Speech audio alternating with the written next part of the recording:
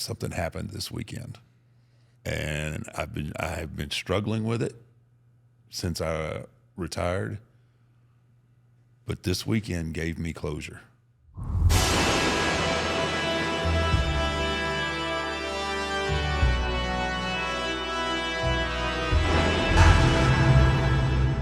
Are you recovered yet? Yeah, little,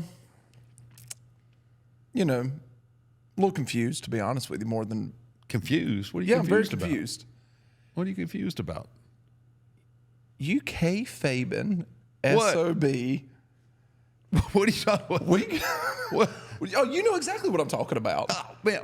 I fly all the way to Philadelphia. Yeah. You know, first of all, I fly to Philadelphia, not even really knowing if I'm going to WrestleMania, getting very limited information from you. And bring Amy. We go to the One Deadman Show. We hang out afterwards for a little bit. I see you on Saturday in the suite, hanging out with us. Having a good time. Having a great time. I see you on Sunday. You were a little bit more perky on Sunday. And now I know why.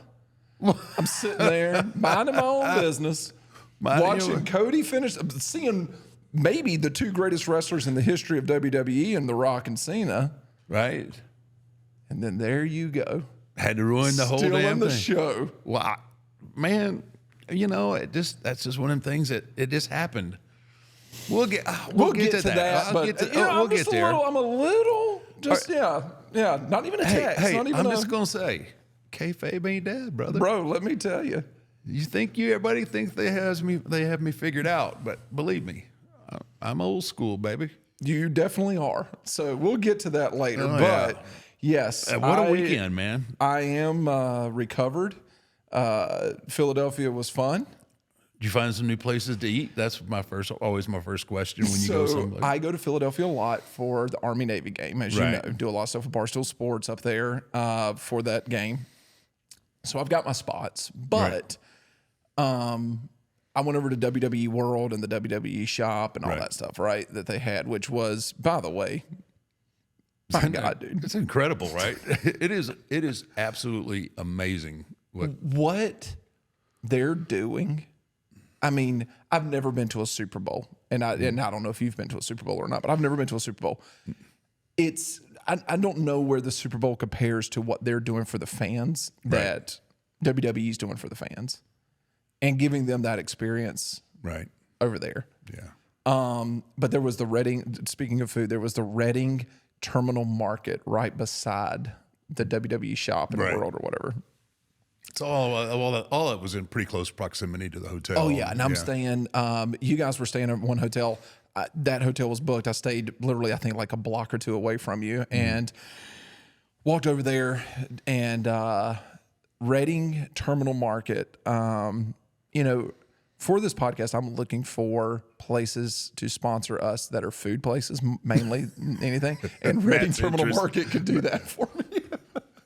That place has like 80 places to eat. Like, so it's like you died and gone to heaven, right? Bro, let me tell you, the girl that designs all of your apparel and all the apparel here at the 6 Feet Under merch, go to 6feetundermerch.com. She texts me. She goes, you need to go to this market or whatever. She goes, you'll love it. Dude, I came back and I go over there that morning to the shop, go over to there for lunch, and I come back and Amy's at the hotel. I brought back like a sack full of stuff. And I was like, they've got Philly cheesesteaks. They've got this crepe place. I brought her back crepes and everything else. And she's you brought her back. Yeah. So she goes, how much food did you eat over there? And I was like, let's not talk about what I consumed at this market. Let's just understand we need to go there. We need to go back. I was like, yes. So the next day she went. But, you know, you got to see a little bit of the WWE world. Of course, you didn't get to walk around, but you did some stuff there. But once again, man, what they're doing with that WWE world. And is this the first WrestleMania they've had that? Yeah, this is the first year. It used to be Access, Fan Access. Now it's WWE World. Fanatics has come in now too, so they've all partnered up together, and so they put on WWE World. It's just part of the whole new scheme of things. But so you got to kind of be lucky that my hotel was that I was at was still, it was the Marriott, right downtown Philly, which is where I stayed for the Army Navy game. Yeah. So they had, and the staff there, everybody, they were just phenomenal. I mean, they really were. They really took good care of us.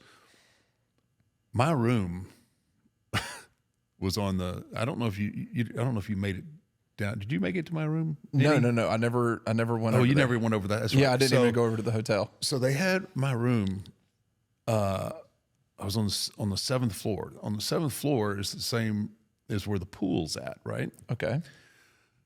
So they have this hallway, and I kid you not, this hallway is at least 50 yards long. It's the hallway that I guess the pool is there. Okay. But it's just this long hallway that you have to, like, if you're on that floor and your room is down, you have to make this walk. Okay. Dude, it is like right out of The Shining. There are no creepy. doors. There are no doors on this long. Any windows? Nothing. Nothing. I mean, I kept waiting for the two little twin girls to stick out, right? Just jump out. Like, red rum, red rum. You know, it wasn't the little girls that said red rum. It was the little boy that was going red. But I was waiting, right? Or for this little boy to come riding around in his three-wheeler. Holy crap, it was crazy. Yeah. So, so David, my buddy David was there, right? He brought his wife and his boy. I think he's 12. Yeah. And I give him as much grief as I possibly can. Absolutely. Dave and his son, right? Yes. So we were walking back, and everybody else was ahead of us, and he was freaking out over this hallway. I mean, it was legitimately the Shining creepy hallway, and I'm holding him so I started holding him, and like everybody's, they're about 20, 30 yards ahead of us, and I'm not letting him, and I'm picking him up, and I'm kind of throwing him backwards, and he is freaking out, right? Like he's gonna get left in this hallway. But it is also, so within my room, I'm the first room outside of the doors of the swimming pool. Oh yeah. Kids start swimming early, just FYI, if you're in a hotel. Oh my God. It was a little loud, but it was fun. That is a nice hotel though. The bar area downstairs is really cool. I never saw it. Yeah. Yeah, that's my deal. Like when at Mania, my hotel. You can't even. Yeah, my hotel, if I'm not doing an appearance or doing whatever I'm doing, I'm pretty much, I'm trapped. I'm trapped in my room. And I was thinking about that too. I was like, because a lot of times, I mean, if we go somewhere, you're completely okay with like, yeah, let's go to this restaurant. Let's go hang out in the hotel bar and get some dinner or something like that. You're completely okay with that. But going to Mania, everybody's a fan at Mania. Everybody that's there is there for Mania. I mean, it makes it difficult for that. It's, but that hotel's a really cool hotel. And speaking of your buddy David, though, I think one of the highlights of the weekend for me was when in the suite on Saturday, the guy that came in and he opened up the windows for us to be able to listen. Oh, yeah. Two guys come in, they leave. One comes back, and he comes up to David and he goes, "Hey, this is good. I heard the Undertaker's in this suite." And David's like, "Well, yeah." And David's a big guy. Yeah. So hey, he played football at Vanderbilt, right? Mm-hmm. So he's a pretty big guy. And David's like, yeah. Actually, I had a hard time finding a helmet for him. And David goes, yeah. And now you're tucked away in a corner, sitting beside Michelle. Yep. And with your back to this guy. And the guy goes, are you the Undertaker? Looking at David. And David pauses for a minute. And that pause was just enough for me to come in. And I was like, "Yeah, man." I said, "This is the Undertaker." I was like, "Yeah." And the guy goes, "Oh my!" He goes, "I'm not a wrestling fan at all." Obviously. But I think it was like his son or brother or something. It's like, I think it was his son. He goes, "But my son he's a fan of wrestling. I'd love to take a picture with you and send it to him." And he pulls his phone out, and David's like, "Oh, no. And I was like, "No, I'll take the picture. I got you, sir." I was like, "Your son's going to love this." Oh, my and I was like, "Get in here.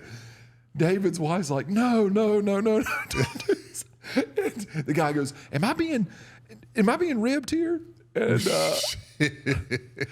and David goes, I'm not the Undertaker. And the guy goes, oh, so they lied to me that the Undertaker's in here. And he goes, yeah, he's not in here. And the guy walks out. Now, here's the twist of the plot here. David is an African American.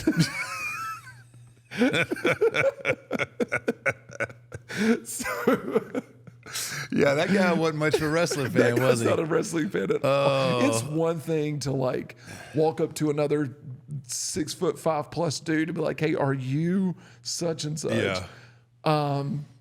But it's usually like I'm not mistaking Coco Beware for Ric Flair. Yeah, no, that's not going to happen very much. But yeah, that's why the wives sometimes they have consciences. Oh man, if she hadn't gave us up there, you were dying. Oh my gosh, you were dying. Yeah. See, I didn't hear the end of it. See, I thought he actually took the picture. So I didn't hear her originally. So she gave it up. Because what would have happened is he would have took that picture, and I mean he'd have left that suite, and he'd have been forwarding that like, I just took a picture with the Undertaker, and then like, okay, well send it to me. He goes, I just did. He goes, no, who's that guy? That would have been, because I saw that same guy the next night. That would have made my weekend right there. Oh my gosh! Would have been, y'all wouldn't have, you wouldn't have been able to make eye contact after that. You'd have, and that's the guy that I played the joke on. Would have been so great. Oh, I would have. He would have come up to me. That wasn't the Undertaker. What are you talking about? That wasn't the Undertaker. What do you mean? That wasn't the Undertaker. Yeah, it is the Undertaker. Oh man, I would have. Yeah, you started a fight. Yeah. Oh, it would have been great. Yeah. It would have been great. So the weekend was. It was an unbelievable WrestleMania. It really was good. It was good all the way through, and I was busy as crap. I know. I was slammed. I think people don't realize this is the second Mania I've gone to, and with you, of course, but like you're not hanging out. It's not like it's not like we're getting to kick back and have dinners together or any of that stuff. You are, like you said, you're kind of confined, or you are on the run the entire weekend. And you kind of showed me your schedule on your phone where you started scrolling, and it was the never-ending scroll of your itinerary. Yes, we got in on Wednesday afternoon, and then we didn't have anything Wednesday afternoon. That's just kind of like settling in and getting everything. Kind of getting your surroundings of where everything is and how to work the back halls of the hotel and everything. And so then Thursday, I leave early to go, do sound check and everything for the One Deadman Show, which I was really happy with the show there. It was a lot of fun. One Deadman Show in Philly once a month. Oh, I think I would go to it every month. Well, Philly's the first place that I've done the show twice now. Oh, really? Yeah, and they were, Here's the thing about Philly, right? I mean, everybody knows about Philly sports fans. Like, you got to bring it. Like, if you don't have your A game, you're gonna hear about it. And Philadelphia, they have always been really, really kind to me, and even like. Because a lot of times it gets really, it's fun to boo the baby faces and cheer the heels, but they've always supported me fairly well. They only cheered twice. It was when you came out and when you brought the kid up, and I can't even believe they cheered for the kid. They booed everything else. I remember. So. And somebody asked a question, and they had an accent. And I remember I said, "Hey, where are you from?" And it was a foreign country. It was like UK. I think it was the UK. Yeah, it was the UK, and they booed the shit. They were booing everybody. They would have booed Jesus that night, I think. Yeah, anybody that wasn't from Philadelphia or the surrounding area got booed. The first 10 minutes of the show was them pissed off that you're a Dallas Cowboys fan. Oh my gosh, I had so much fun with that. Right? And the one person was wearing like a 49ers jacket. Like, oh yeah, bro, they were on fire Thursday. Yeah, that is a lot. It was a lot of fun. Yeah, I remember when I tell the guy, I told him, you know, I got onto them a little bit about their reputation and everything, and you know, and I just preface like, you know, I'm a Dallas Cowboy. They booed the right then. It didn't matter. And I was like, y'all are just mad because, you know, we waited till we were in the playoffs like we normally do before we collapse. You guys just go 10-1 and then decide to collapse. And they were like, oh. You ate them up, man. You fed off of it. Do you on those shows, are you feeding? Do you like a crowd like that will just go back and forth with you on that type of stuff? On that kind of stuff, you have to, you know, it's difficult with wrestling audiences, like, because you always got ones that feel like they're gonna try and be a star and shout out stupid stuff, but you know, sometimes, you know, you can have fun like that, and you know, they're just normally they're not. You know, it's not a very easy. It's not. They don't match up well. Yeah. Especially when I'm the one with the mic, right? Yeah. So, you know, they get a little carried away sometimes. But that was a really, really good crowd. They were fun. They were energetic, and yeah, they were pretty hot. And you know, you pulled the kid up. The kid was sitting a few rows back. Yeah, I don't understand yeet. I don't understand the yeet, no yeet. There's two people on this show right now that don't understand what yeet and no yeet is either. I didn't understand it either, but I don't know what the kid was 6. No, if at the most. And he fully explained what yeet and no yeet meant on stage. I did. I asked the audience because I was kind of running through, you know, WrestleMania and what matches they wanted to see and this and that.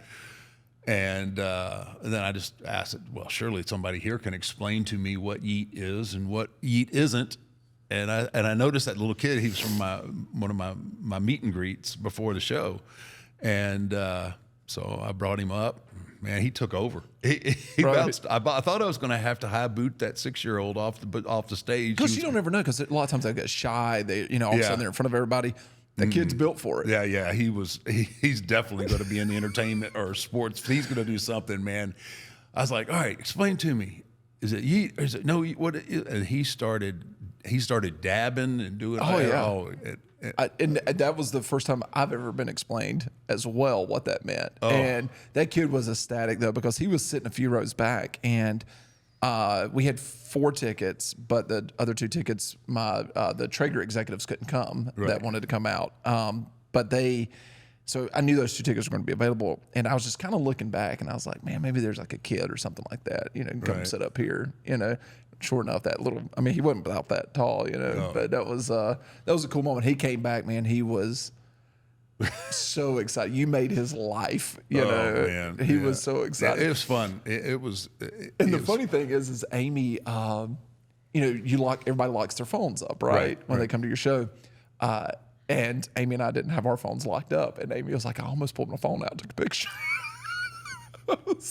I would, you know how much I would have had to hate to have to throw Amy out of my show. I was like, and she goes, I caught myself literally like as I was reaching into my purse to take a picture because I wanted to give it to the mom or whatever, the kid.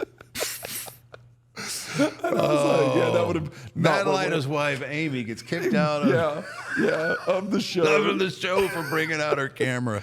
Oh my gosh. That's funny. The Deadman Show that night was... It was wild. Those fans are unbelievable. As I haven't talked to you since then, but you know, we go backstage. Well, first of all, I had a co-host that came out to help you. Yeah. Oh, I don't want to give too much about the show, but I did have a little help from the McCool one. Yeah, she came out and made a little appearance there. Yeah, that was nice. That was added some intelligence. Yeah, some beauty. It's safe. It's safe. She's not coming out drinking the Jack Daniels by any means. No, no offense, Godfather. Yep. But so she didn't screw anything up. But afterwards, we go back and hang out with you guys for a few minutes, and then me and Amy went out where your SUV was sitting there waiting. Like we went out that door, right? And we had to walk literally around the building to get to an Uber. And so we go out that door, and all the fans are standing out there, right? And they're big fans of the podcast, apparently. I come walking out, and they were like, man, we love the podcast. Matt, we love the podcast. And Amy was like, oh, and I was like, yeah, I'm just as surprised as well. What, that they like the podcast, or they recognize They recognize me. They like the podcast, everything. Did you sign any autographs? No autographs. There's a fee with that. Oh, there is a fee. There's for a fee that? with that. But walked around WWE World. A lot of people came up and talked about the podcast. So that was cool. Saw a lot of 6 Feet Under, shirts and stuff. I saw a lot of people repping the 6 Feet Under. Yeah, so but before I want to get to WWE World, but I got to share this story. This is so funny. Mark, when we do these podcasts, we're here all day. Yep. And you know me, I get hungry. And when I get hungry, it's more of a hangry thing. Yes, it is. And sometimes having an entire meal isn't the easiest thing. So that's why thing. I like First Form hooking us up with these beef sticks. Yeah, and they're awesome, brother. And which one is this? This was barbecue? What is this? This is the seasoned barbecue. Yeah. No MSGs, no nitrates, no 200 calories, 20 grams 20 of protein. grams of protein in that right there. But here's the thing: what I like is the fact this isn't just a little piece of beef jerky. Oh man, that's good. It is good. This is a lot, and For you to say it's a lot, this is really good. And for all of our fans out there, all the creatures of the night that are that's out really there, good, man. it really is, isn't it? This is the first barbecue one I've had. Well, you ate all the jalapeno cheddar ones or something like that they sent. Yeah, and the breakfast burritos are good too. They sent you breakfast burritos? Meat sticks. Breakfast burrito meat sticks? Yeah. I didn't know that they had those. Well, they don't anymore. not at my house anyway. Thanks for not sharing. Honestly, I had no idea that they had breakfast burritos, Yeah. meat sticks. But anyway, if our fans want to get some First Form, they can go to the description of this video and click on the link and buy themselves some First Form. 20 grams of protein right there. They've got beef sticks, they've got supplements, they've got energy drinks, they've got anything and everything that you want over there. So First Form, man, they got it. They got you covered. All your if you're into the in the fitness scene, man, they got you covered as far as their products. The protein's excellent. Yeah. The pre-workout is awesome. I swear by it. And if you need a quick meal, need a quick hitter, protein. These beef sticks are kicking it, man. dude, these things are really good, actually. They're real good. Yeah, I know. Thank you, First Form. We appreciate it. And once again, Creatures of the Night, head down to the link in our description. Pick you up some products. I think I've already told you about my security detail. Yeah. Okay, so around WrestleMania, they have to. There's so much going on with appearances, and there's just only so many WWE security, so they bring on some extra security. So my security detail for the One Deadman Show is two guys that I had not met, but they were very, obviously if they assigned them, to come with me, they think a lot of them. Yeah, they're good. Anyway, so word gets back. Larry Heck, our head trainer, he has a different role now, but he's basically been stealing money from the company for 20 plus years. I don't know exactly what he does other than lose at gin to me, but anyway, he sends me a text that day and said, "Hey, such and such." I'm going to keep it professional because I don't want to, but he goes, "Such and such is on your security detail tonight. His son is a big fan of yours. I think his son may have been 6 or 7 as well." Yeah. He says, "Do you mind, talking to him, calling him, or doing something like that, right?" And I was like, "Yeah, man, no worries. I'll take care of it." So again, all those security guys, they're all so professional. And I think this guy was like, I think he was a former SEAL, and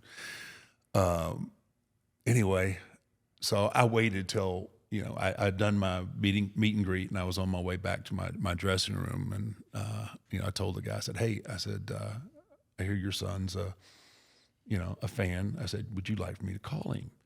And he was like, oh, no, don't worry. He was just totally, Being professional, yep. and I was like, no, it's okay. I said, I know Larry. Larry sent me a text, and he was like, man, he goes, nah, it's he's still trying to get out. I said, just let me FaceTime him real quick. And, and he goes, well, can't FaceTime him. And I'm like, okay. And he says, but if you would call him, that would be awesome. And I was like, yeah. So this dude brings out the flip phone. Gotta love it. No GPS tracking, right? I'm just like, immediately I was just like, you are the man, because I know what he's thinking, right? So he calls up and gets his wife on the phone. He goes, put Bjorn on the phone, right? And I was like, I'm thinking to myself, Bjorn. That's a heck of And a then name. he must have been reading my mind or something. He goes, he's named after a Viking. And I was like, yes, he is. He is truly named after a Viking. So he finally gets his son on the phone. And I was like, Bjorn. I said, this is the Undertaker. He was like, hey, Undertaker, how are you? And I'm like, I'm really good, So I'm making small talk with this kid, right? And, I was trying to, kind of, making small talk with a 7-year-old that I've never met, right? Yeah. And, but anyway, I said, so I start messing with him like I do everybody, right? I was like, Bjorn, it sounds like to me you're getting in some kind of trouble at home, aren't you? He goes, no, I'm not getting in any trouble. I said, no, I'm pretty sure it sounds like you're up to something. I don't know what it is, but I can tell you're doing something you shouldn't be doing. He goes, I'm not doing anything I'm not supposed to be doing. You're doing something you're not supposed to be doing. I was like, no. And then this 7-year-old kid goes, hey, I'll shoot you right in the face. I about lost it, right? I said, what? You're going to shoot me? And now his dad is mortified, right? He is just like, oh my gosh. I've put him on the phone. Now he's threatened the Undertaker. So anyway, so I was like, you're not going to shoot me in the face. I'm going to shoot you in the face, right? So now I'm having an argument with the 7-year-old about shooting him in the face, which I probably shouldn't be talking about this, but it was all in good fun. Yeah. You had to be there, right? there for the moment. So anyway, so we're going back and forth right now. And then all of a sudden, out of nowhere, he goes, well, you're a Democrat. And I'm like, I'm a Democrat. Where did that come from? What does that mean to you? And oh my gosh, his dad, who's standing right next to me, is just like, he's got his head in his hand. He was just like, I'm so sorry. Oh my gosh. I'm trying to keep this conversation going as long as I can now. You're engaged now. You're having the time of your life. With this kid. Yeah, you went from just trying to be a nice guy to I'm this is fully fun. engaged. Yeah, this is fun. So we do finally end up hanging up, and this guy's like, I am so sorry. I had no clue. He gets that from his grandfather. And I've said that is the coolest conversation that I've had on the phone in a while. So he goes, I apologize. And I said, there's absolutely nothing to apologize. So after the show, and we make it back to the hotel, and they drop me off in the green room there, and he goes, I talked to my wife. She is absolutely mortified that he said that. And I was like, man, I said, Bjorn's okay with me, man. He is. It was totally fine. You tell her not to worry. She said that. I said, he made my night. Just That is. You just don't get threatened like that from a 7-year-old, 7-year-old. You just don't get threatened like that all the time. But anyway, that was Thursday, which was a lot of fun. I didn't see you at all on Friday. What was your Friday like? So Friday, I had to get up early and go to Wells Fargo for Hall of Fame rehearsals. Oh, that's right. That's right. You did Hall of Fame on Friday. Yeah. So went over there, did rehearsals, and then I came back for a couple hours and turned right back around, and went back to the Hall of Fame. So that, you know, oh man, I was there forever. Like SmackDown, you know, that's a long. They got to figure that out, because that's a really, really long night. Yeah, it is. I mean, SmackDown and then go to the Hall of Fame. Because you even were like, "Hey, do you want to come to the Hall of Fame, or do you want tickets to SmackDown and stuff?" And you know, I was talking to Amy, and my buddy had come into town, and everyone was like, and they were like, "What time's the Hall of Fame start?" And I was like, "I mean, like 10 something." No, it was 11. Yeah, and they were all. And Amy was like, "That's way past my bedtime." And I was like, "Yeah." It's like, and then I'm essentially watching it because I have the Peacock app, and I'm watching it on my phone. Yeah, and. Yeah, that was a long night. I was not. I'm kind of glad that I made the decision that I made. Yeah, no, it was a good decision, and you know, it's a long night, and again, we're in Philly. Yeah, you know, so once they're done, they're done, and so they started out the Hall of Fame with Paul, right? Yeah. Usually the headliner goes on last, right? But it was smart. I mean, obviously they had stuff they had to do, you know. So Paul starts the Hall of Fame, and that's what most of the people, you know, that's who they were there to see was Paul, you know. And then, you know, his speech and everything else was so good and engaging. And, you know, that's another problem when you give a great, you know, acceptance speech and all that. Like, you know, they're popping and carrying on. They're a little exhausted. Yeah, from they it. get tired too, right? So, you know, I was there, and I had I mean, like, just I was so tickled to be there and be able to induct Muhammad Ali. That was there was some people that wasn't tickled. That you know what and I'm glad you brought that up. It rubbed both of us wrong. It did. So I got a little heat from part of the veteran community, you know. Yeah. For people that don't know, like Muhammad Ali, I don't know who wouldn't know this, but Muhammad Ali refused to go into the army or the service. What I don't remember. He didn't want to go to Vietnam. He didn't want to go to Vietnam. He didn't see why that he was going to go 6,000 miles away from home to fight somebody that had no, you know, and he didn't do it, and he ended up losing everything. Yeah. And to be honest, like for a large part of my life, like I resented Ali over that. Yeah. You know, but the thing, when you look at everything that Muhammad did, not even the athletic end of it, not even the boxing side of it, but the things that he did as a humanitarian and everything, you know, I don't agree. I still don't agree with not going. Your country asks you to go do something. Your country. I mean, you could do it, and I mean that's how I am, and you know I wouldn't. But when you think about the conviction that he must have had and the beliefs, such a strong belief in what he thought was right and what he thought wasn't, he gave up everything.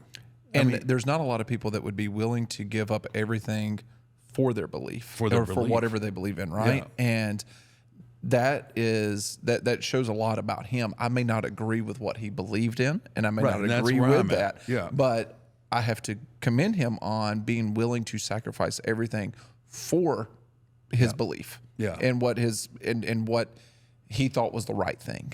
Right. And just because what he thought was the right thing versus what I think is the right thing doesn't mean that I'm right and he's wrong. Right.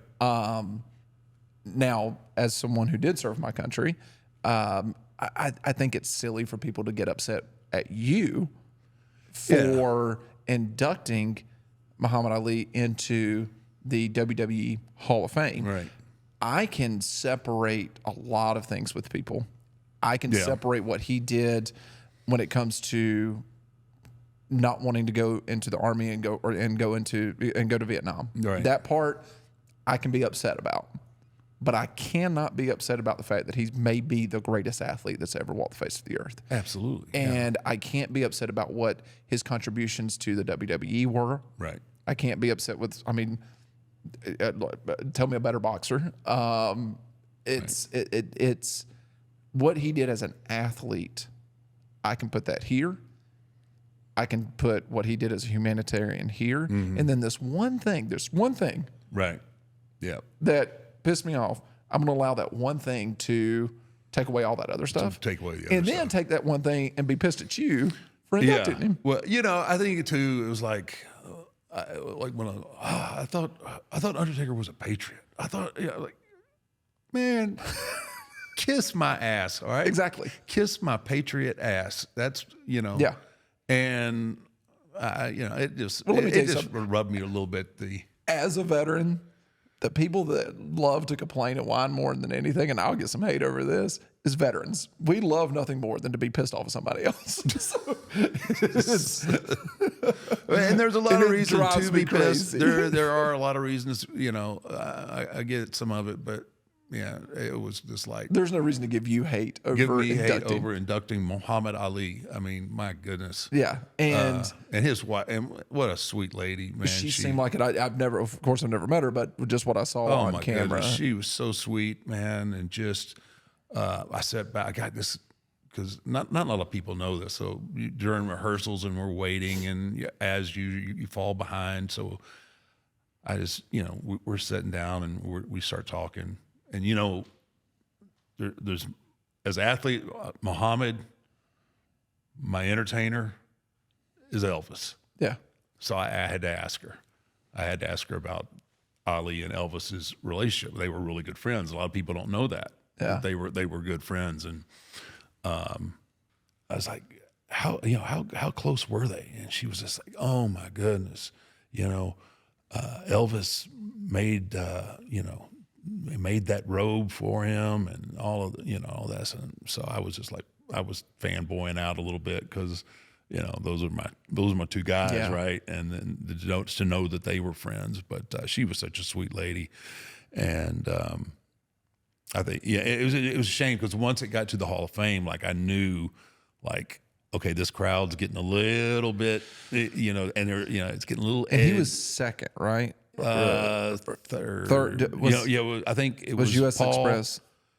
Paul Heyman went first. I think Bull Nakano, That's right. Yeah. and then I think it was Ali. Yeah. So, but I could tell, there was kind of a mass exodus of people, and they were kind of getting a little edgy. So I went really fast, and but I wanted to make sure Yeah. that they were still really.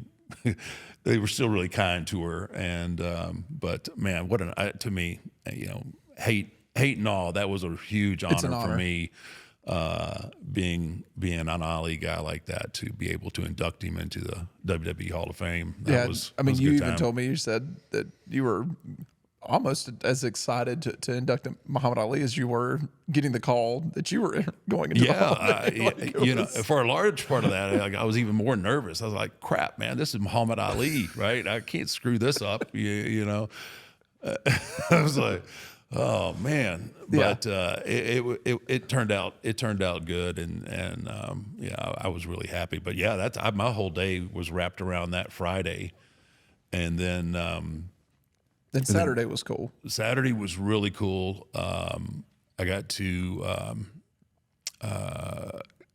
sit on the panel for the Bray Wyatt documentary. Yeah. Which, man, I don't know that anybody does documentaries better than WWE. I mean, Even if you're not a wrestling fan, they'll make you a wrestling fan, just how you can good get- they are. So my buddy that came, he hasn't watched wrestling since he was like 12. Right. Doesn't know anything about Bray Wyatt. Right. We go into WWE World, and he fell in love with that character to a point where he was like, I'm going to go back and I'm going to watch this documentary. We stood there and watched, the panel and everything. Right. And I told him, I was like, dude, there was times where I wanted to cry during the documentary. Like, it was so good. sad. It was such a good documentary. It was so well done.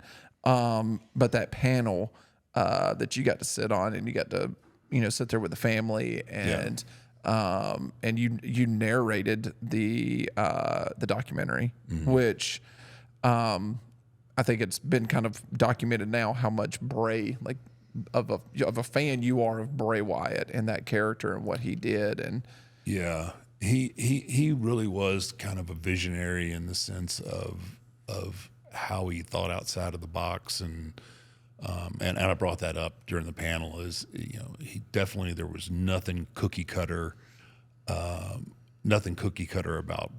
Bray. Yeah. And it was it was a lot of fun, and it was really important to me. Like, I was honored when they called me and said, "Hey, do you want to narrate this?"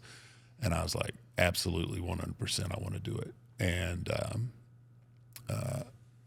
you know, just wanted to make I just wanted to make sure that the family was happy with it. And yeah, that bears a lot of weight to do and it's something still, that's important. Yeah, and that's still, everything's really still fresh. Yeah. I mean, it's not been You that can see long. it in his dad. Yeah, it's taken its toll on the whole family. Michael, you know, Mike. I mean, it's tough. I couldn't imagine, you know, what that pain feels like, and to know that it is still so raw.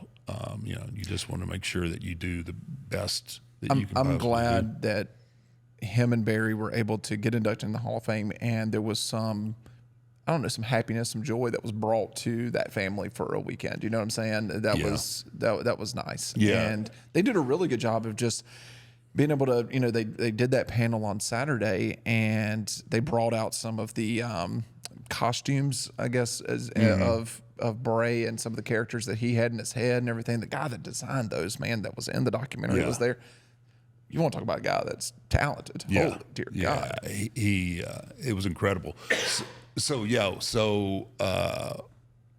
one of those statues was going to be the next iteration. Yeah.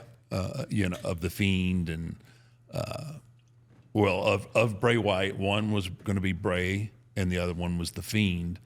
And man, you know, post the panel that you were on with that, they took those and they brought them out and set them out like in WWE World for the rest of the weekend, right, for people to be able to look at them and everything else. And you know, that part that was really cool, because they had I doubt that you saw it, but they had the Firefly Funhouse set at WWE World. I didn't see it, but I heard it was there. Yeah, they had that there and everything. So that was really cool to do that. And then, so post the panel for the documentary, you went and did about 4 hours of signings. I did 4 hours of a signing. I did a 2-hour private signing, and then I don't know how many people I got through in 2 hours. They shut my line down.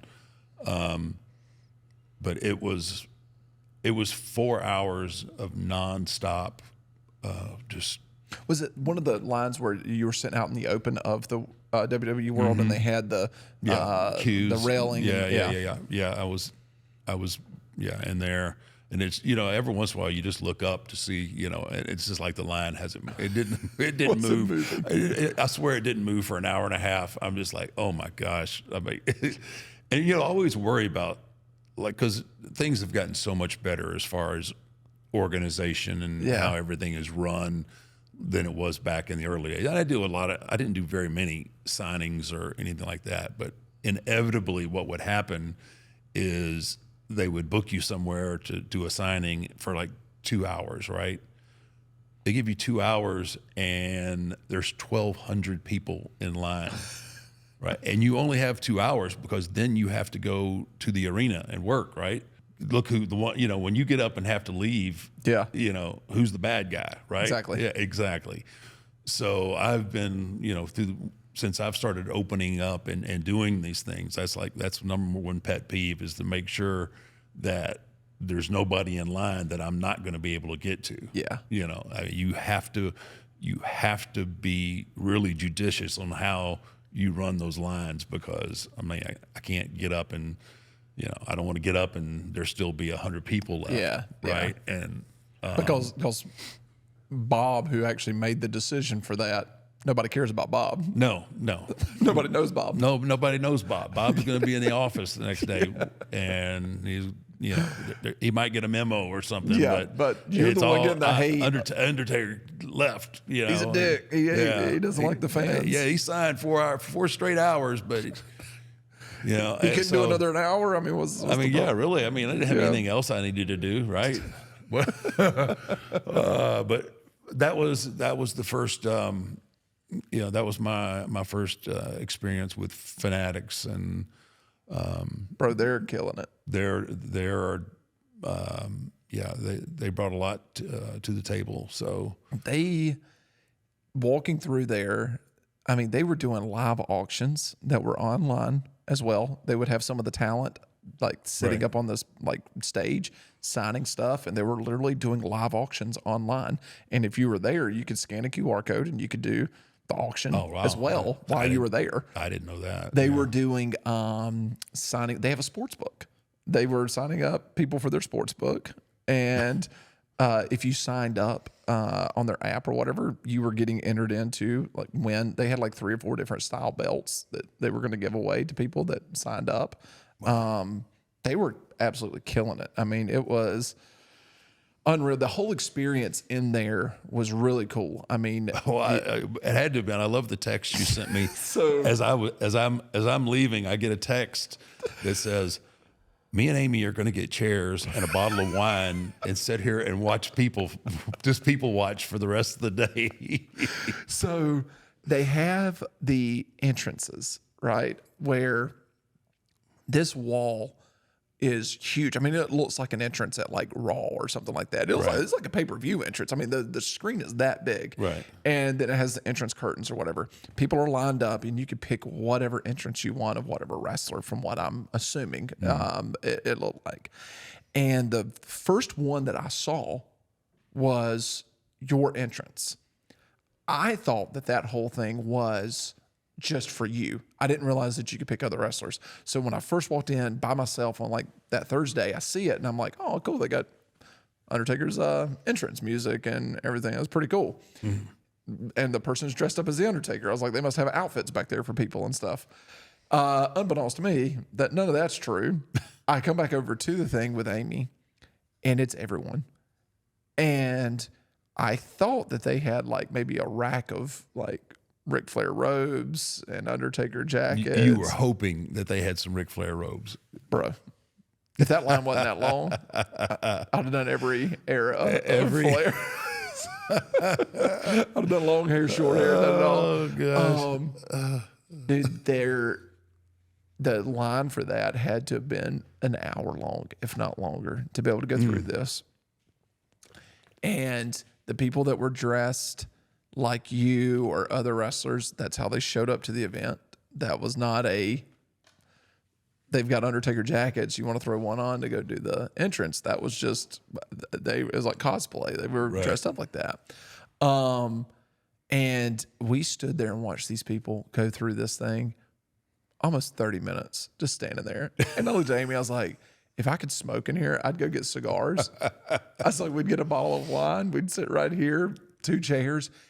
And this closes at midnight. I can sit here till midnight. I was like, this could be the rest of my weekend. If you get some food delivered in there. Oh my God. And the rating terminal's right there beside us. I was like, this would be amazing.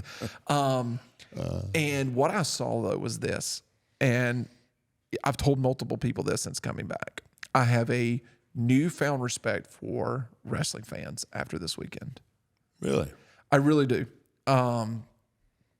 I saw parents with kids where the parent is wearing, a Rock shirt and the kid's wearing a Cody Rhodes shirt. I saw generational fans throughout. That was really cool. I saw buddies, look like a group of dudes that decided, hey, let's go to Philadelphia and go, party for a weekend and go to WrestleMania and have a good time. I saw people that just couples that were there, and these people, if you go to a football game, if you go to a Cowboys versus Giants game, Cowboys versus Eagles game, whatever, you're going to see people fighting. Oh, yeah. You're going to see Cowboy fans fight Eagles fans and vice versa. Oh, yeah. They're going to hate each other. WWE and professional wrestling, to me, from what I can see and what I've been able to experience in person, is the only sport where the level that fans just respect each other. It's a camaraderie almost of fandom. No matter who wins in the ring, they appreciate the show. They appreciate the athleticism. They appreciate that stuff. And in that WWE world, it wasn't you saw a Cowboys fan and an Eagles fan in there, you suck and all this stuff. Right. It was, you'd see a Roman Reigns fan and it'd be like, see a Cody Rhodes, acknowledge me, stuff like that. Yeah. And they're fist bumping and they're talking and I don't know. I just thought that it was really neat to look at 75,000 people together going, they're all here for the same purpose. And it was just for this entertainment level that they're going to get that you can't get anywhere else. They will fight for each other. They will, no matter if they're pulling for the same person or not. It was really neat to see that. And just because you're a Cody Rhodes fan doesn't mean you're not a Roman Reigns fan. Right. Yeah. It's just you got your guy. Who's your guy, right? And then there's just like this level of everyone is like, everyone loves The Rock. Right. They either love to cheer him or boo him. Right. But they love him no matter what. Yeah. Oh, yeah. Everyone loves Cena. Everyone loves The Undertaker. Everyone's going to cheer for certain people no matter what, right? No matter what happens. I don't know. It was just something like I'm sitting there kind of thinking about that. And I was sitting in the suite the first night just kind of looking out. And I was like, all these people here are pulling for the same thing. Mm-hmm. And they're pulling for the athleticism and the entertainment that's happening inside that ring, no matter who wins. Yeah, that's it. That's a. And what's fun is throughout the match how people can switch as well and everything else. Of they were cheering someone at the beginning, they were cheering the other person at the end, and no matter what, I don't know. It's really cool to me. I honestly, I was really busy, obviously, this weekend, but I had a lot of fun. I actually had a lot of fun and got a bunch of different perspectives on the business. I actually really became a fan of today's product this weekend. Mark, I watched Monday Night Raw from beginning to end, the Monday after WrestleMania, for the first time 15 years. Yeah, it was really crazy. I'm a fan again. Yeah, it's the product, and obviously I'm from a different era, and I think, I'll always put out my era or eras. I guess I was around so long, my eras. But I really genuinely became a fan of what's going on now. And, like I said, I still think there's some things that could be done differently. But as a whole, my goodness, I mean, it was just a fresh, I don't know. There's just a fresh atmosphere that's out there now. It's a whole. I mean, obviously, you had a few old timers with me and Rock, and I don't know if Cena fits into that yet or not. God, I don't know if he's aged. But I mean, there's a strong, healthy roster and the fans. This is a great point that you made about the fans and how the camaraderie and how they all get along. And it's funny, like what I love is like Seth makes his entrance. Yeah. And they're all singing, right? They're all singing his song, and then Cody will come, and then they're singing Cody's song. I mean, it's all in unison. Amy's singing Cody's song sitting beside me on Sunday night. Like it was, I mean, there's something about it. It is so good right now, and business is so good. And it was, it was my really buddy's fun. girlfriend. She told me, she goes, I know who the Undertaker is. I know who the Rock is. She goes, I can't tell you if I've ever sat down and watched wrestling, is what she told me.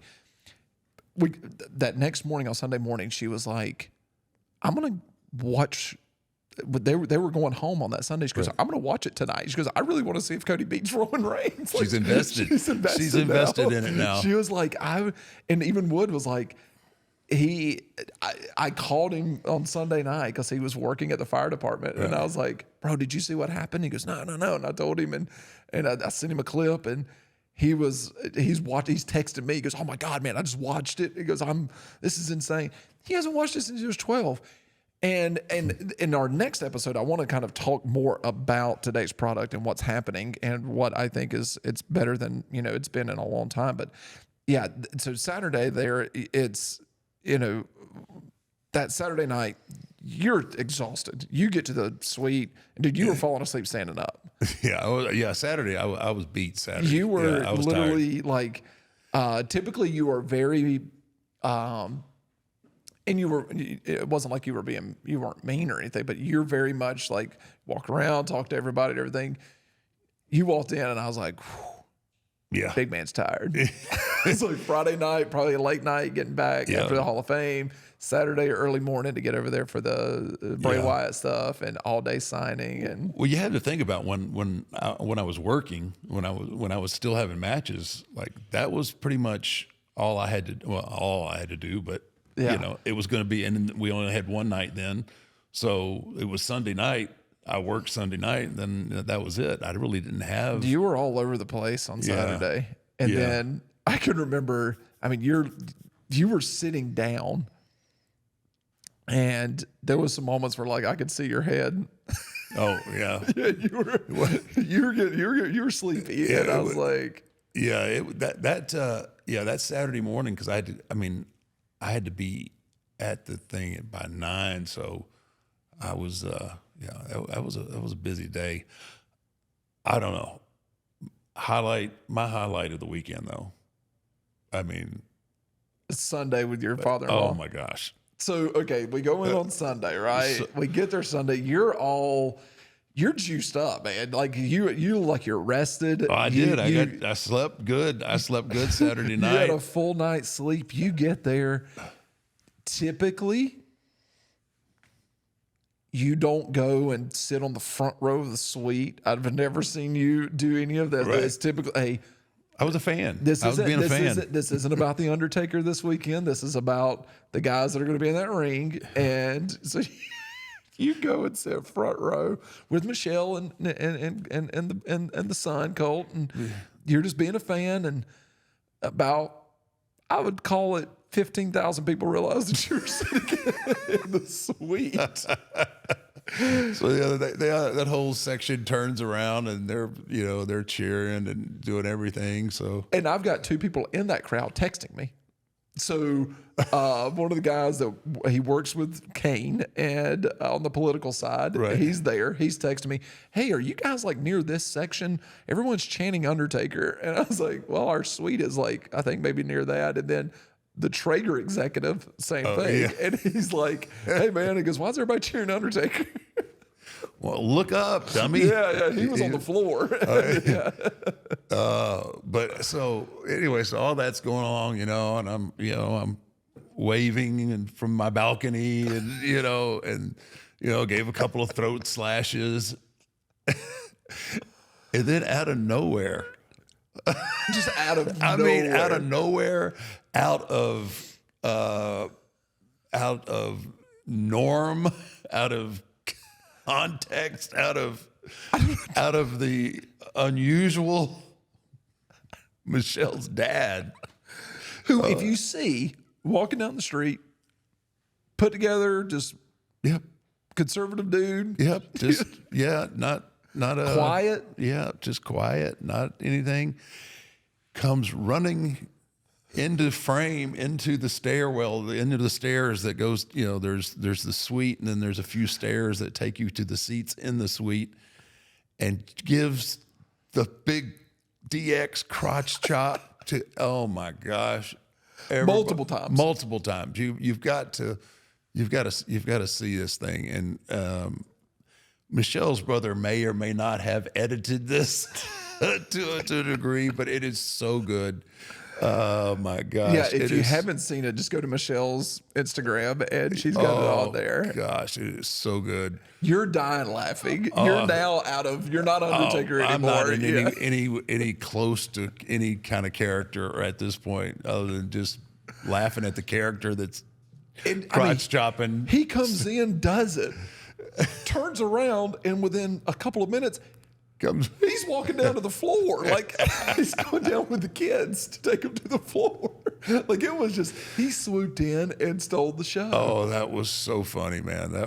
I watched that video. I showed it to people at work. I was like, look at this. I was like, so this is Undertaker's father-in-law. Look at him. So what was funny was I got a buddy that's in Japan, and he's he does things, and Okay. Enough said. Yeah.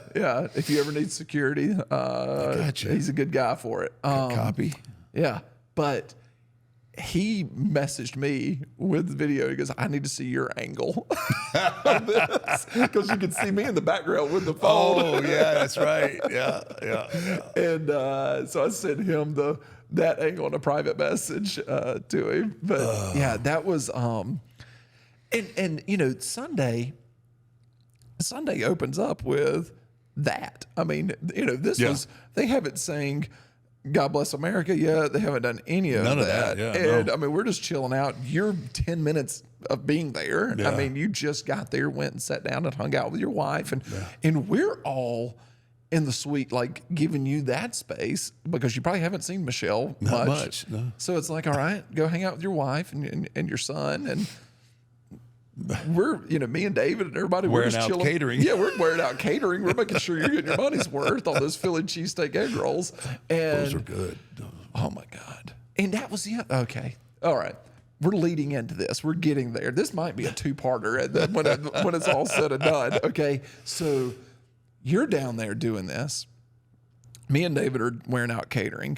I think Michelle's mom got into the drinks, maybe. I don't know. She might have had a cocktail, and everyone's having a good time. Booker T's wife, Charmaine. Charmaine. My apologies. She comes, hangs out with us, and it's a fun evening. Yeah. We're having a great time. AJ Styles' old college roommates hanging out with us, friends of yours. That's Colt's godparents. There you go. Yeah. I mean, their kids are hanging out. Everyone's going down to the weather's much better. They're going down to the floor seats and coming.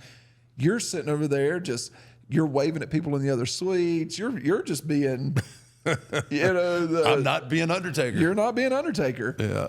And we're kicked back, just eating and watching phenomenal wrestling. And all of a sudden, you jump up like there's a fire and leave the suite. Everything's happy-go-lucky. Like, there's a bottle of Jack, and I'm like, all right, tonight's going to be a good night. Right. And you run out the door, and I looked back and I went, I've been there before. I thought you had an emergency. And so I was like, "What, you think I had to go? You had to go number 2? I thought you had to go number 2. I thought you had to, get out of the suite quickly. I've been there. Those Philly cheesesteak egg rolls, man. So it's about an hour into that, and Amy's like, "Where's Mark at?" And I was like, "I don't know. He's probably sitting in some celebrity suite that paid a lot of money and whatever, doing a meet and greet thing with W. I don't know." I was like, "There's no telling what he's doing." I did do that though. You did it beforehand. Yeah. I did that earlier. I forgot about that one. Yeah. That was another hour and a half of that was just pictures though. That was shaking hands, shaking hands, kissing babies. And so you dart out, and this goes back to you being a kayfabe SOB. We brought it around. We brought it around full circle. We brought it around full circle. Everyone has been sitting here listening and watching this podcast, waiting for this next part right here. But you're gone. You've abandoned your friends, and we have no idea where you've gone. Friends and family. Everyone's like, "What in the world's going on?" And you know what? Same to Michelle, kayfabing. She's the only one that knew. She's kayfabing too. Yeah. And kudos to her. when she went down to the floor, I was like, Michelle doesn't like the weather to be under 75. There's a reason why that woman's outside right now. But and she likes to take pictures with Kaya. So anyway. But she also doesn't like weather under 75. No, she doesn't degrees. like weather under 75. She doesn't like to be cold. No. So you're gone. It is what it is. I'm like, okay, he's probably going somewhere. I'm sitting here. I'm a fan. I'm glued to the matches, right? Amy's like, where'd Mark go? I don't know. She goes, I bet he's going to come out tonight. I was like, he ain't coming out tonight. I don't know how much you want to open up about that day or how this transpired, but I'll give you the floor here to talk about that day. So that it happened pretty spontaneously. I think let's see, we got to Philadelphia on Wednesday of that week. I think I got a call Tuesday from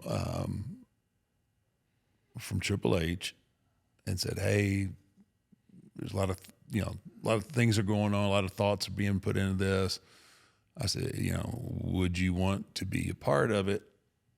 And I was like, look, if it works, and if I can be help to it in any way, I don't really know how, but if I can be of help, fine, just whatever you guys need, just let me know. Okay, well, we don't have anything yet. We're just putting ideas together. So I don't hear anything else so that was Tuesday. So Thursday, I get a text from Michael Hayes. Hey, we're coming up with some ideas. I'm like, cool. Let me know. And then that was it. So then I'm at the One Deadman Show. And then I get a text from Paul Heyman. I'm like, interesting. I said, this is picking up steam here. They're pulling out all the stops. And I told Paul originally. I said, look, I was like, this isn't about me. And this is not about me in any form or fashion. I said, if the guys want me involved in it, and I can do whatever I can do, let me know. If they don't, it ain't gonna hurt my feelings. I'm good. I spent a lot of money on this suite that I never sat in anyway. I mean, I'm good. So don't feel like there's any pressure or anything like that. And so it had gone back and forth, and I get a text during Sunday, and that's when you see me get up. Probably halfway through the show, maybe at least 25% into the show, at least a quarter away. I mean, at that point, I knew there was a good chance, but it still was, and that's like, okay, I got to go.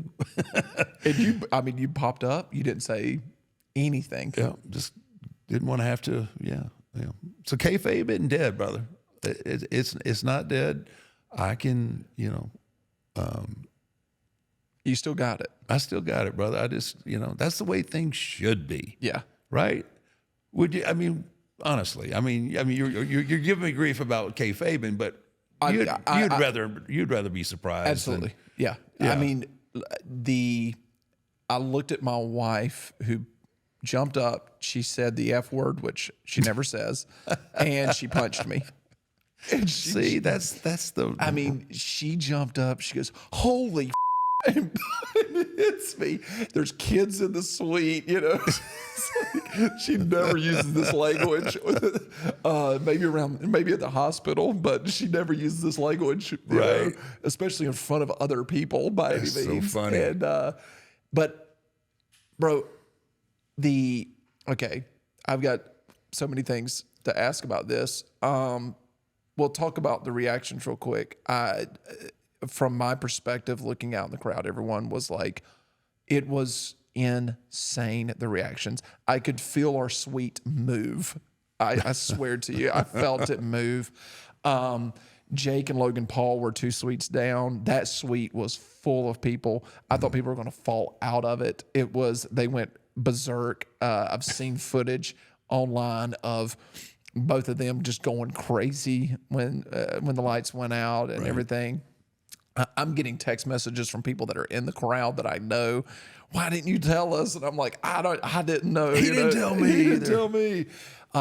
Once that was over, everyone that was cheering you beforehand has now turned around looking back in the suite. Back into the suite, wondering where I'm at. And right? me and Terry are standing there, and I'm like, he was just here. He was just here, you know?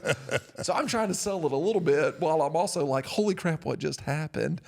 Amy's predicting it, you know? And now the reactions were unreal. I mean, every celebrity has shared it. You know, we were just talking earlier about Vanessa Hudgens. Like, that was a shocker to me. I didn't know who Vanessa Hudgens was until.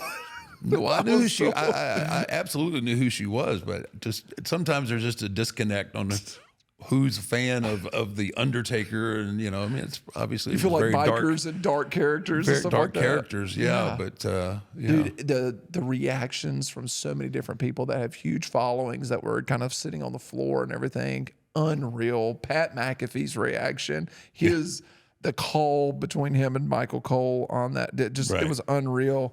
So the reactions were insane. You running out of the stadium. There's a video out there of you running. The knees look good. Testing out the new knees. The Hoka's held up. The Hoka's held up. My knees held up. Yeah, everything looked good. And my question here is, you know, we usually do fans' questions and stuff at the end of these, but you know, how did it feel to be in the ring at WrestleMania again? Here's the coolest thing about this whole weekend, and I've only shared this until now. I've only shared it with Michelle. It was something happened this weekend, and I've been struggling with it since I retired, but this weekend gave me closure. Wow.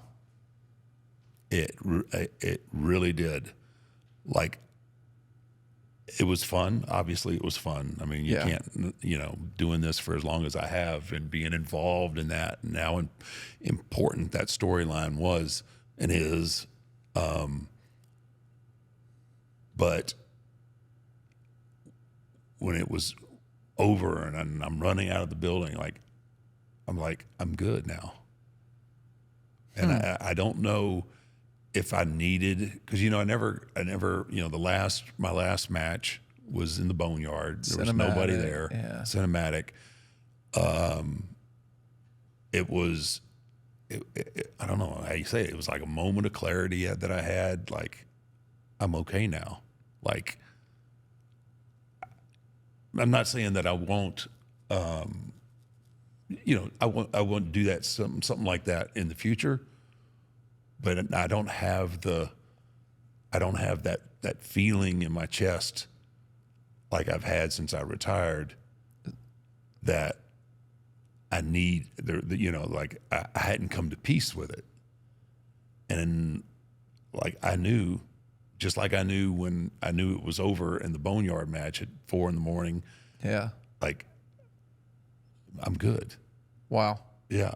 And it just, I had no clue, but I just knew once it was done, I was like, you're good, man. It's time to flip the page and go to the next chapter. And it was such a cool weekend all the way around. And then to finish up and then have closure to, you know, the wrestling part of my career. And it was so cool, man. It was really cool. It was a great feeling, and you know, it's just it's amazing. It really is an amazing feeling, because I don't have that pressure now that I've put. You know, it's been difficult the last couple of years. Oh, I know.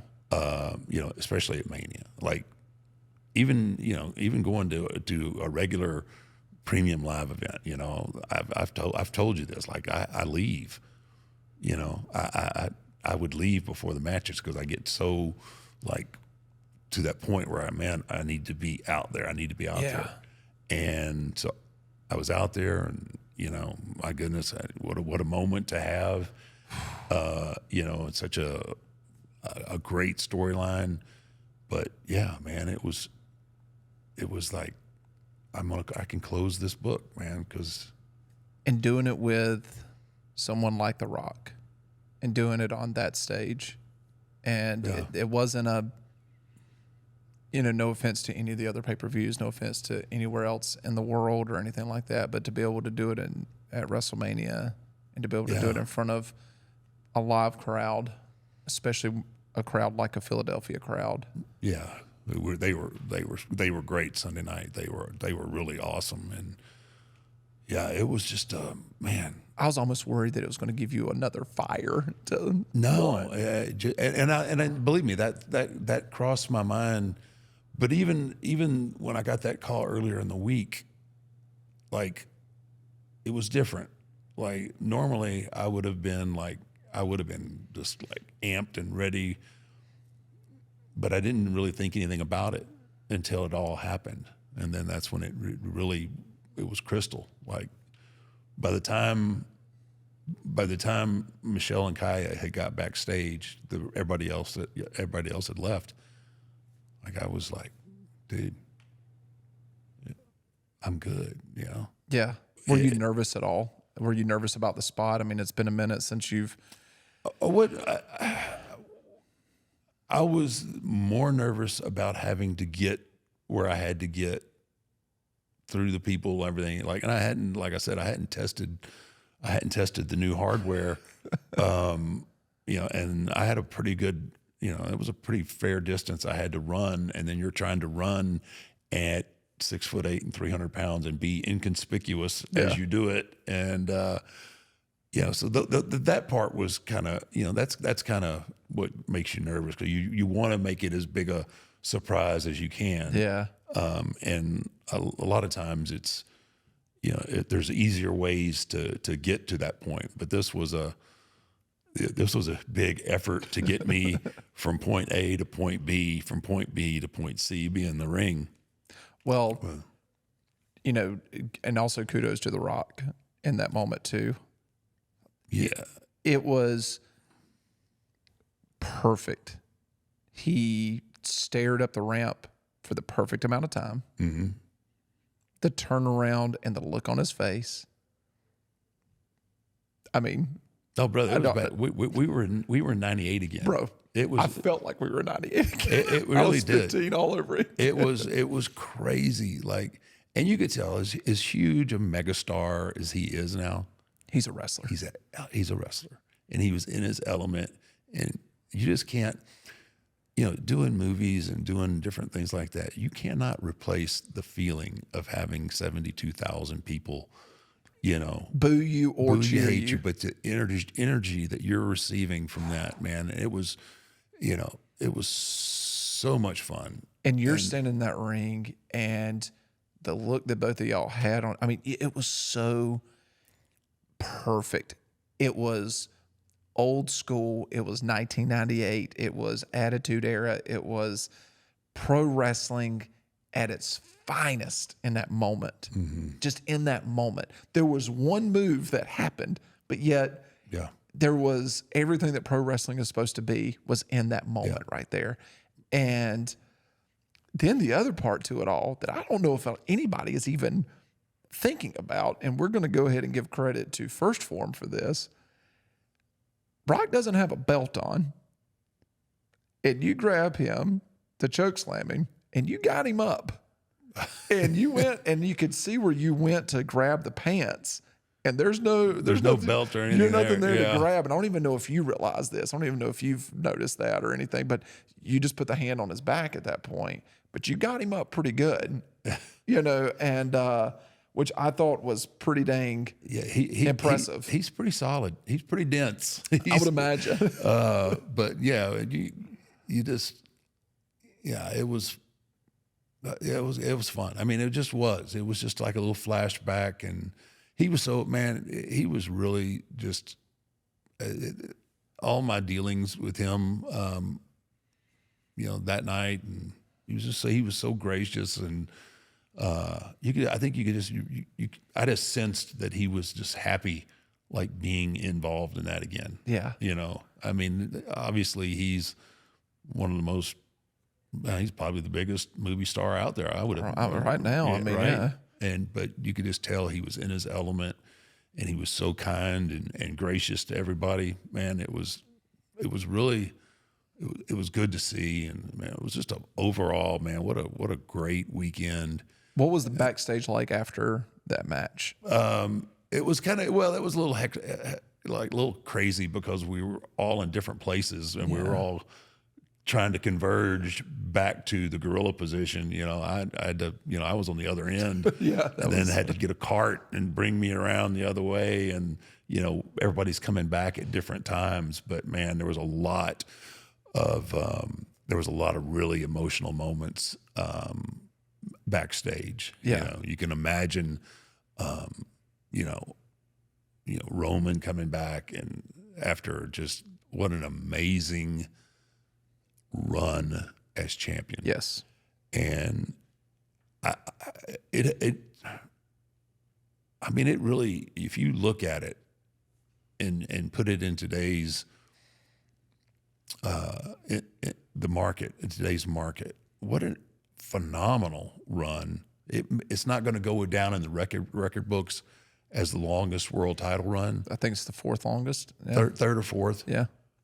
But when you look at it in actuality, with as much coverage, as much media, as much exposure that you have now, I mean, you have to go back to some of Backlund's run and Hogan's early run. They didn't have social media. They didn't have as much live TV. Can we also say that they had jobbers that they were wrestling a lot of times as well? Well, yeah, or they didn't wrestle at all on TV. Every time Roman wrestles, he's wrestling another superstar. Yeah, he's wrestling another person that is a main eventer every single time he wrestles. Yeah. So, but to be able, the biggest part of that is to be able to maintain and keep the people's interest in that storyline for that long is, best storyline really we've seen in years. Absolutely, oh my gosh, absolutely. There were so many layers to it. But kudos to him and everybody that worked on all of that, because that's difficult to do. Yeah, really difficult to do and do well. And that was there was some really, really good storytelling involved in that. And yeah, it was. I think that I'm gonna not go out on a too big of a limb here, but I feel like wrestling's back, man. I really do. It's the past couple of years has really been. We've seen it slowly. Mm-hmm. I feel like it's been chipping away, and I think what we saw over the last handful of months, it's made me a real fan all over again. I've been a very casual fan. Right. It's made me interested in the product. Yep. I was talking with a guy that came in my office. He goes, "Matt, I haven't watched wrestling since I was a kid." And he was like, "Who is this person? Who's that person?" He goes, "I watched WrestleMania this weekend." And he goes, I'm such a fan right now, but I don't understand. I said, right now is the time to start watching it again. The storylines are about to change. Yeah, everything's going to change right now. Everything's about to change right now. Now's the time to watch it again. Mm-hmm. And he goes, "I watched Raw last night." I was like, "Yeah, man." And man, the product is so good right now. And I'm so happy with what happened in Philadelphia. I'm happy for you. I'm happy for, on the personal side, that there was, because I know you've been struggling with it. It's, and sometimes in life when things get tough, we revert back to what we know. Yeah. And I know that probably that went through your head. It's gone through your head multiple times. And recently. Yeah. Yeah. The thing that I know is I just need to get back in the ring. Yeah. You know, that's what I know. That's what I know that I'm perfect at. That's what I know that I'm the greatest at. But we all have to, unless you're the Rock and Roll Express, we all have to hang up the boots. You know, I saw Robert Gibson this weekend too. Are you serious? I did. I saw him. He waited for me after my signing. I guess he was in town doing something else. And Wrestling. he probably was wrestling. I wish they would have came out in one of the tag team matches or something. It'd been awesome. But anyway. Well, man, this is another great episode, and congratulations, man. Thank you, man. No, it was a lot of fun, and yeah, I'm with you. Like I'm a fan too. I'm just, you know, I got my closure, and I became a fan of wrestling again this weekend. So it's pretty cool.